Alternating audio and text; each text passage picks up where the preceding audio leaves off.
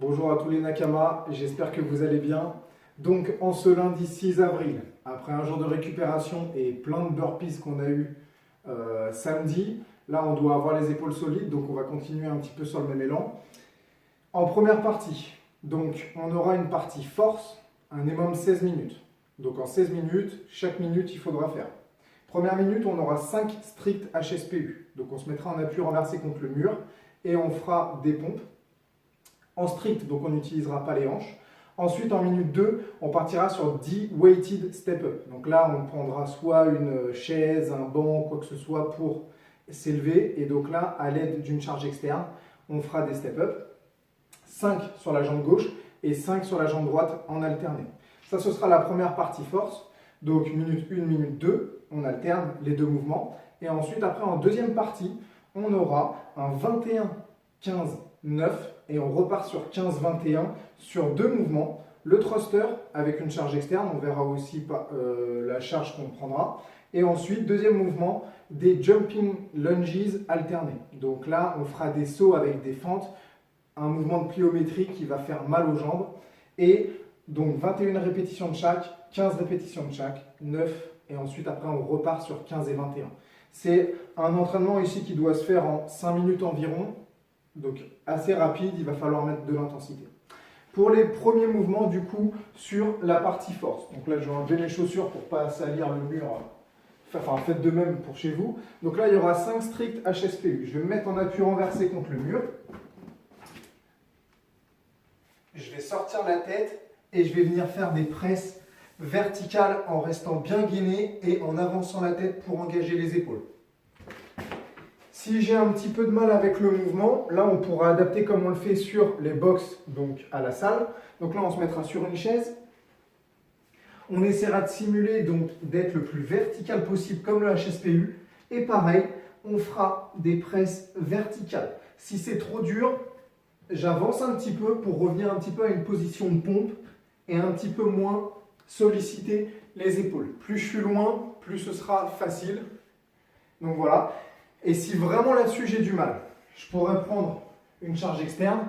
Donc nos amis les bouteilles, il faut les utiliser. On se mettra pareil comme à la salle ici. On ouvrira bien la poitrine. Et ici, il faudra presser au-dessus de la tête en maintenant un gainage. Ça peut être un petit peu plus facile. Donc n'hésitez pas à augmenter un petit peu le nombre de répétitions et faire par exemple 10 répétitions pour simuler les strict handstand push-ups. Sur le deuxième mouvement, donc les 10 weighted step-up, donc là, il faudra, pareil, se munir d'une charge externe. On pourra par exemple la mettre dans un sac. Hop, je ferme. Je prends la charge ici et je viens monter sur la chaise. Il faut un appui stable et enchaîné. Voilà. Donc là, pareil, n'hésitez pas à charger pour que ce soit vraiment dur au niveau des cuisses et travailler en force. Je remets mes chaussures. Deuxième partie. Du coup, on fera un 21-15-9, 15-21 thruster alternate jumping lunge. Donc, on aura déjà le sac qui sera préparé ici. Donc, n'hésitez pas à charger, d'accord? Plus vous chargerez, plus ça sera dur. Donc là, je vais prendre la charge externe. Je vais venir faire un thruster et venir développer au-dessus de la tête à chaque fois. 21 répétitions. Ensuite, je passe à alternate jumping lunges. Donc là, je me mets en position et je viens faire des fentes en alterné et en faisant des petits sauts. Si c'est un peu trop dur, là, on pourra diminuer l'amplitude. Donc, on descendra un petit peu moins bas.